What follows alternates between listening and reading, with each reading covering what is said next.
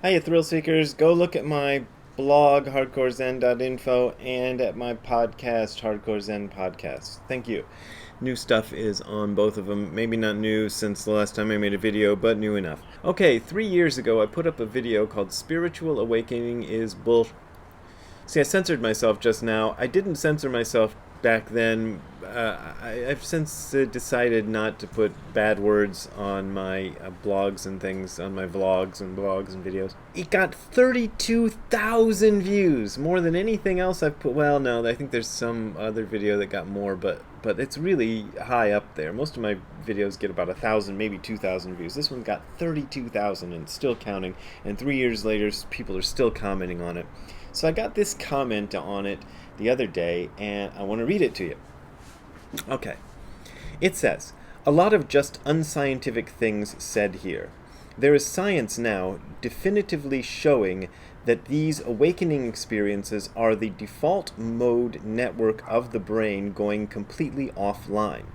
And we found people who say they always feel this way, and lo and behold, their default mode networks are always off when we look at their brains, even when they are not meditating.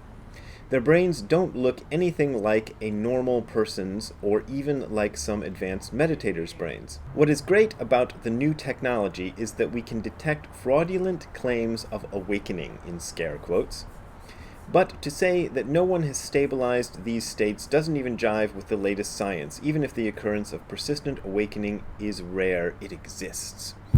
Okay, and my contention in that video is that people who claim to be fully awakened all the time are talking BS, or talking crap. And I stand by that claim, but I'd kind of like to talk about something else here. So, I had to go look it up, and it turns out that, this is from Wikipedia. Wikipedia's page on me is not all that reliable, but we're going to go for them on their page about the default mode network. And here's what they say. In neuroscience, the default mode network, DMN, also known as the default network, default state network, or anatomically the medial frontoparietal network, M-FPN, is a large-scale brain network primarily composed of the medial prefrontal cortex, posterior cingulate cortex / precuneus, and angular gyrus. It is best known for being active when a person is not focused on the outside world and the brain is at wakeful rest, such as during daydreaming and mind-wandering. It can also be active during detailed thoughts related to external task performance. Other times that the DMN is active include when the individual is thinking about others, thinking about themselves, remembering the past, and planning for the future. So according to this guy, enlightenment equals when this DMN is offline. And I found this video by Dan Harris, who did that book 10% Better or 10% Happier, I think. And he said some stuff about the default mode network, which I'll read out to you. And if I remember, I'll put a link below the YouTube video to his YouTube video. There was also a study out of Yale that looked at what's called the default mode network of the brain. It's a connected series of brain regions that are active during most of our waking hours when we're doing that thing that human beings do all the time, which is obsessing about ourselves, thinking about the past, thinking about the future, doing anything but being focused on what's happening now. Meditators not only turn off the default mode network of their brain while they're meditating, but even when they're not meditating. In other words, meditators are setting a new default mode. And what is that default mode? They're focused on what's happening right now. In sports, this is called being in the zone. And later on he says, the benefits of that are enormous. And this is why you're seeing these unlikely meditators now, why you're seeing U.S. Marines adopting it, and the U.S. Army, corporate executives from the head of Ford to the founders of Twitter, athletes from Phil Jackson to many, many Olympians, scientists, doctors, lawyers, school children. There's this sort of elite subculture of high achievers who are adopting this because they know it can help you be more focused on what you're doing, and it can stop you from being yanked around by the voice in your head. Meditation is going to join the pantheon of no-brainers like exercise, brushing your teeth, and taking the meds that your doctor prescribes for you. These are things that if you don't do, you feel guilty about, and that is where I think we're heading with meditation, because the neuroscience is so strongly suggestive that meditation can really, really do great things for the brain and for your body. So, okay, the default mode network is switched off when you're meditating. I don't know. Honestly, I've participated in a couple of studies about this stuff, and one of them was in, what's it called, Emory University? Don't quote me on that. It was a university in Atlanta, Georgia, where this guy was studying this, and he put a bunch of wires on me while I was meditating, and my friend Kevin did it as well. I don't have any photos of me doing it, but here's a photo of Kevin doing it. This is essentially what I would have looked like, except not quite as handsome as Kevin is. And here is a photo I got of my brain during an MRI scan that they did while they told me to lay in this MRI machine, which looks like this, and try to achieve a meditative state while this big magnetic thingy-mabob is going up and down, going wow, wow, wow, wow, for, I don't know how many minutes, 10 minutes, 20 minutes, half an hour, I don't remember how long I was in that machine. Also jet lagged because I traveled there and had to do the test the next day in Atlanta, which is 4 hours time difference from LA. So I don't know how I registered. They didn't come back to me and say, oh my gosh, Brad, we've discovered that your DMN is offline, or oh my god, your results are the most amazing we've ever seen. That would have been kind of neat if they would have done that, but they didn't come back and say anything. They did ask me, they said this thing can also check for tumors and stuff in your head. Do you want to give us permission to tell you if there's a tumor in your head? And I said, yes, please. Tell me if you find a tumor in my head. They did not find a tumor in my head. So that was good. But I don't know what they found out about meditation. But here's the deal, though. Here's the problem. A couple of problems. What my commenter is saying is that awakening equals the default mode network of the brain going completely offline. And so if the default mode network of the brain is offline, you're awakened, and if the default mode network of your brain is not offline, you're not awakened, and they can check this scientifically and find false claims of awakening. Well, I'm kind of inclined to say that anybody who makes a claim of being perpetually awakened is probably making a false claim of awakening, So right there off the bat, I am disinclined to believe that. But the biggest problem for me is that you're defining awakening in terms that I find dubious. And so there's a kind of, these days, worship of science. And I know I got to be careful here because it's a terrible thing to say anything that's anti-science, and I'm not anti-science, and I've gone on record many, many, many times saying how I am not anti-science and giving you examples of it. And if you want to go look those up in my books, you can. They're still there. I don't repudiate any of that. But what I do have a problem with is this idea that science is going to define awakening.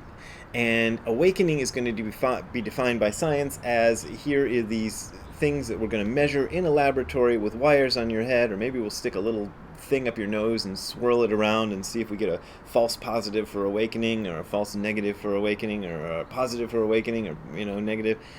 And I just don't think that's possible.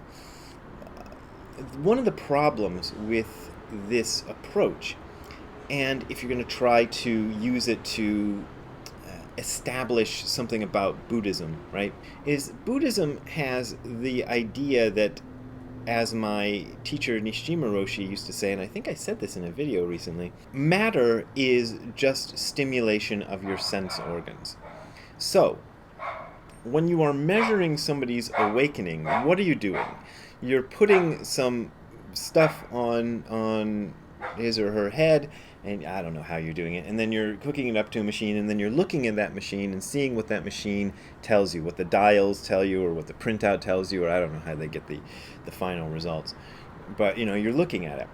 So that is excitement of the sense organs. So the sense organs are being stimulated by this outside thing called matter, and you're translating that into something in your brain and spitting out an answer. Awakened, not awakened. Do you see the problem here?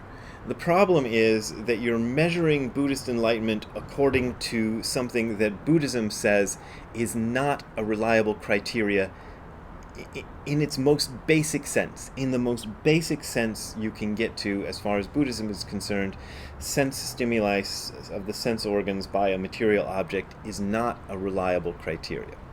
So this is where I part ways with this whole idea of scientifically measuring enlightenment. The other problem I have is what I was talking about in that video 3 years ago, is what happens when somebody claims to be fully awakened. Okay, so let's say it's me, like little old me. Who's going to believe me in this funny shirt with the chameleons on it and stuff, saying I am a fully awakened being? I mean, part of the reason I wear stuff like this is to, kind of dispel some of that stuff. But say I've got my golden robes, I've got some, in the closet over there. Say I got my golden robes on and I shave my head up and I look real nice and real official and stuff, and I start going around saying, I am fully awakened. What does that mean? What does that mean to the people who believe that I am fully awakened? Well, it kind of means, this is my speculation, that I can kind of get away with anything. And that anything I do from the moment of my full awakening on is the action of a fully awakened being and is therefore beyond all question. That is, I think, a big problem, and that is why I titled the video what I did, because I'd like to warn people away from that. And I'm glad the video got 32,000 views, because I think it's an important thing that you don't believe people who are saying, I am fully awakened, perpetually awakened, forever and ever, amen. And the other thing is, as I said in that video, I don't think it happens. I don't think that and when I say I don't think it happens, that fantasy of the perpetually enlightened being who can never do any wrong because she or he is so gosh darn awakened that nothing that person does can ever be the wrong thing, that's a dangerous claim, and I don't really want to go there. I said that already. I kind of got lost with my thoughts there. And I don't think it happens. If you look at the story of Buddha, for example, our most awakened of awakened beings, most people sort of agree on that as our default, guy who's the fully awakened being. Even he does not claim to be fully awakened perpetually all the time. He talks about being visited by Mara. That's his words of saying it, even up until the time when he was an old man, ready to die. And he owns up to the fact that these visits by Mara are part of his life, and Mara is, roughly equivalent to Satan, in the Christian mythology. You don't have to think of Mara as a real actual being who showed up and floated in there and said, ha ha ha, Buddha, I'm going to tempt you with evil. It's not like that. It's more like, people say it these days, I was tempted by the devil. They don't really mean they were tempted by the devil. They mean they just had the urge to do something wrong. That's what the Buddha was saying. He had the urge to do things that were wrong, even well after his moment of supreme, unsurpassed, complete, perfect enlightenment. So I don't think that if the Buddha didn't achieve that I'm going to achieve that, or any dude, who's walking around in robes these days claiming perpetual enlightenment has achieved that either. And I would like to discourage people from believing in such things, because I think it's a dangerous belief. My other argument here is kind of with believe the science. Now, this is a dangerous subject to get into, so I'll try to handle this gingerly. There's a lot of talk these days about people who are being anti-science. And there really are people in this world who are anti-science. Like that guy who built the theme park about Noah's Ark, who wants to prove that science, scientific studies about dinosaurs and such like are not true, and it really happened exactly the way the Bible said it. Okay, there are people like that. They exist. But I think the majority of people who are getting tarred with this brush of being anti-science aren't really anti-science. They're anti-people who claim to speak authoritatively for science and say science has decided XYZ, which often happens to jibe with what they personally want to happen. I mean, recently here in the United States, we had a very big deal public figure go on TV saying that if you question me, you're questioning science. Now, can you imagine Albert Einstein saying, if you question me, you're questioning science? I can't do a German accent. Or can you imagine Stephen Hawking, going, if you question me, you're questioning science. You can't question me because I am backed by science. Real scientists don't say that. So a lot of what we get these days, that's so-called anti-science statement, isn't anti-science. It's I know the science and I'm going to tell you how to be. That's another problem, and that's a problem I see with this comment. I think it's kind of going in that direction. So there you go. There's my talk about whether science can detect and measure enlightenment, and now you have my answer to that. I think you know what it is. Anyway, if you want to help me look for more answers and more science, you can go to the URL you're seeing on your screen, which is hardcorezen.info/donate. That is hardcorezen.info/donate. And there you will find links to my Patreon and PayPal accounts. Those are my main ways of making a living these days, and that's how I put bread and butter on the table. Oh, that sounds weird. But that's how I do it, and I thank you for your support. But as always, this is offered for free of charge, and you can take it for free if you want to take it for free, but I do appreciate those who continue to donate, because that's how I make my living, so thank you very much for that. See you next time. Have a good time all the time. Bye. How you doing?